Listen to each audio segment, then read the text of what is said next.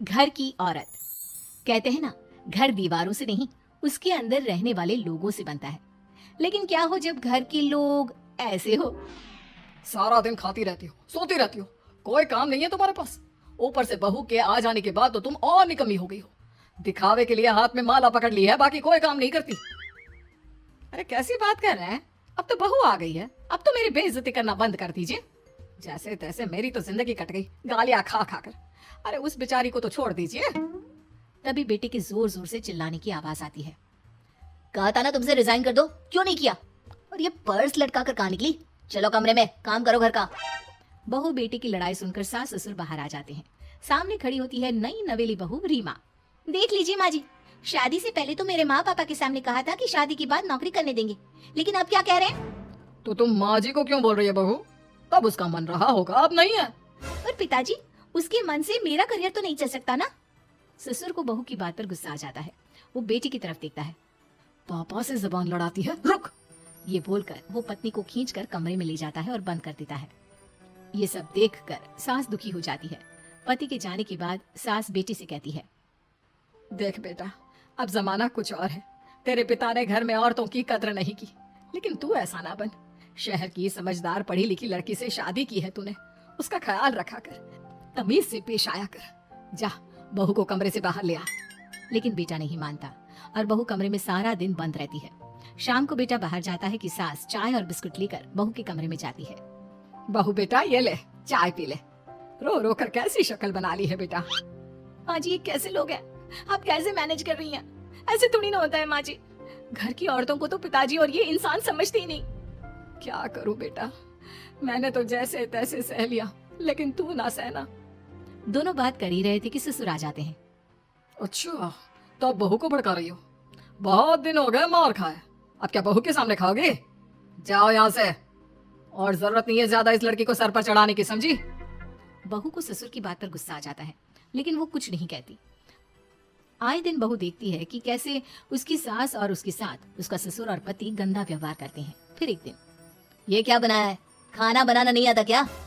ये बोलकर वो खाने की भरी सारी थाली फेंक देता है। अरे बेटा कोई बात नहीं, शांत हो जा, मैं अभी बाहर से कुछ मंगवा देता हूँ। हाँ पापा, ऑर्डर करिए। ऐसे खाने से तो पेट भरने से रहा। वैसे खाना तुमको बनाना आता नहीं और बाहर जाकर नौकरी करना चाहती हो। अरे तुम जैसे को तो पूछते भी नहीं है बाहर। बहू को पति की बात पर गुस्सा आता है, तभी सास बोल पड़ती है। तेरे से ज्यादा पढ़ी लिखी है, वो तो तूने इसे कहा था कि तू नौकरी करने देगा तो तुझसे शादी कर ली, वरना ना ही करवाते इसके माँ बाप तुझसे शादी इसकी। और कमाती भी ये तेरे जितना ही है बेटा। बहू हैरान रह जाती है कि जो सास खुद के लिए एक बार भी खड़ी नहीं हुई, वो उसके लिए बेटे को भी भला बुरा सुना रही है। उसकी नजर में सास की इज्जत और बढ़ जाती है।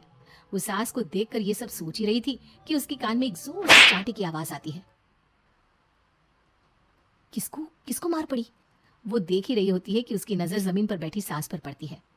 अभी तो धीरे से मारा, फिर जुबान खोली ना तो ऐसा मारूंगा कि कान के पर्दे फट जाएंगे। सास रो रही थी। बेटा और पति वहां से चले जाते हैं। पिताजी अच्छा किया माँ को जोर का चांटा लगाकर, आगे से जबान खोलने से पहले 4 बार सोचेंगी। बड़ी आई। दोनों हंसते हुए वहां से निकल जाते हैं। बहू सास को उठाती है और पानी देती है। मैंने ये दिन रोज देखे हैं बहू, लेकिन तू नहीं सहना। तू अपना जीवन अपने अनुसार जीना। शादी के वक्त मैंने तेरी माँ से बात करने की कोशिश की थी, उन्हें बताया था, लेकिन वो नहीं मानी। बहू सास को पकड़कर रोने लगती है। वो इसलिए नहीं मानी क्योंकि वो मेरी सगी माँ नहीं है। माँ जी, जिस तरह से आप मेरे लिए खड़ी हुई है ना, मेरी माँ भी नहीं हुई। बेटा मैं तेरा भला चाहती हूँ, तू नौकरी इस घर में रहकर तो नहीं कर पाएगी। एक काम कर, इस घर से चली जा, पैसे कमा और खुश रह। माँ जी, हो सकता है कल तक मैं आपके इस फैसले को मान जाती, लेकिन आज नहीं। माँ जी, आप यहाँ इस नर्क को झेले और मैं आपको छोड़कर चली जाऊं? नहीं, कभी नहीं।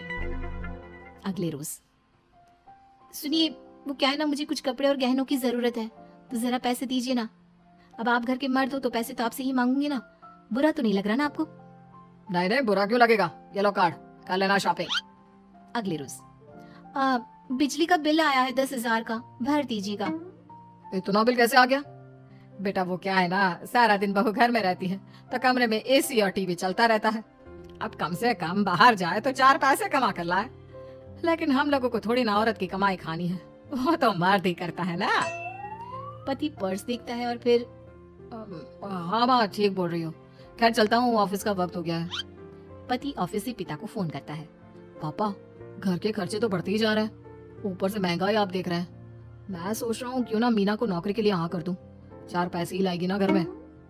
वो तो तू ठीक बोल रहा है, लेकिन ये औरत की जात, कल को 4 पैसे कमाने लगे तो यह नहीं कि सर पर चढ़कर नाचे। हाँ पिताजी, बात तो सही है। वो तो आप है जो माँ को मुट्ठी में रखा है, वरना मेरी वाली तो। खैर सोचते इस बारे में। शाम को पूरा परिवार साथ बैठा होता है। वो कल पनीर की सब्जी बनानी है तो थोड़े पैसे देकर जाना। और हाँ, कीर्तन भी रखा है संडे को, उसके लिए सामान की लिस्ट बना दी है, ले आना। पापा को दे दो, वो ले आएंगे। अरे पापा कहाँ से ले आएंगे, मेरे पास नहीं है पैसे वैसे। लो, पैसे ही नहीं है? मेरे पापा की जेब तो हमेशा नोटों से भरी रहती है। बेटा, लक्ष्मी को जो पूजता है ना, उसके पास लक्ष्मी रहती है। जो घर की औरतों को मारे पीटे, वो भला कैसे लक्ष्मी का लाभ ले सकता है। वाह वाह, क्या बात है, तो जबान खुल रही है तुम्हारी। लगता है भूल गई पुरानी मार और डांट क्या। हाँ माँ जी, शांत हो जाइए। मैं नहीं देख सकती आपको मार खाता, और फिर हो सकता है कि मैं आपको बचाने आऊँ तो ये भी मुझे मारे। ठीक है बहू, मैं कुछ नहीं कहती, तू ये लिस्ट बस दे दे, मैं चलिए आराम करने। फिर अगले रोज, सुनिए जी, वो मायके जाना है। वो क्या है ना, शादी के बाद से गई नहीं, तो ट्रेन की टिकट बुक करवा देना। तो मैं भी तो साथ जाऊंगा ना तुम्हारे। तो ठीक है, फिर फ्लाइट की ही टिकट करवा दीजिए। वो क्या है ना, अच्छा थोड़ी ना लगता है, आप पहली बार मेरे साथ जा रहे हो और हम ट्रेन से चलें, ठीक है ना। पति ऑफिस जाता है, जहाँ उसका दोस्त कहता है, अरे क्या हो गया यार, परेशान सा दिख रहा है। तेरी तो नई नई शादी हुई है, भाभी परेशान कर रही है क्या? अरे नहीं यार, तू तो जानता है थोड़ी सी कमाई में घर चलाना मुश्किल हो रहा है। तू कैसे मैनेज करता है यार? कैसे क्या यार, तू जानता है ना मेरी बीवी रिया को, वो टीचर है, फिर घर में ट्यूशन करती है, साथ में बच्चे भी पढ़ लेते हैं। यार घर नाम की गाड़ी दोनों पहियों के साथ चलने से ही चलती है। वो भी कमाती है और मैं भी, और चल रहा है घर बस। पति को दोस्त की बात समझ में आती है, लेकिन पिता का ज्ञान कैसे भूल सकता था। वही कल को सर पर चढ़कर नाचने लगी तो। शाम को घर आता है, जहाँ उसकी बुआ और उसका बेटा बैठे होते हैं। अरे आ गया लल्ला, कैसा थका थका सा लग रहा है, सब ठीक है ना? नमस्ते बुआ, कैसे आना हुआ? कैसा है रमेश? भाई को तो भाई की याद ही नहीं आती। अरे नहीं नहीं भैया, याद नहीं आती तो यहाँ कैसे आता। ये लीजिए मेरी शादी का कार्ड, जरूर आना। पति कार्ड खोलता है। डॉक्टर रश्मि। अरे वाह, तेरी होने वाली बीवी डॉक्टर है। और क्या भैया, आपकी बीवी इंजीनियर तो मेरी डॉक्टर। तभी वहाँ सास आ जाती है। अरे जब घर में ही बिठाना है बेचारी को, तो काहे का इंजीनियर है, तो काम वाली, घर का काम करती है और आराम।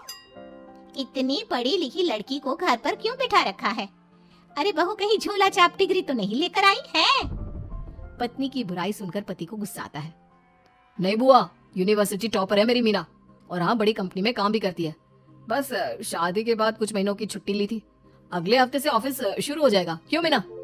तभी ससुर आ जाते हैं। हाँ लेकिन फिर घर का काम कैसे होगा, और पैसे कमाने लगेगी तो सर पर। पिता की बात पूरी नहीं हुई कि बेटा, सर पर चढ़ने का हक है उसका पापा, पत्नी है वो मेरी, यानी मेरे घर की रानी, और रानियां तो सर का ताज होती है। क्यों मीना? मीना पति की बात सुनकर शर्मा जाती है। वाह बेटा, तू सही समय में समझ गया कि औरतों की इज्जत करने वाले घर में शांति और लक्ष्मी का वास होता है।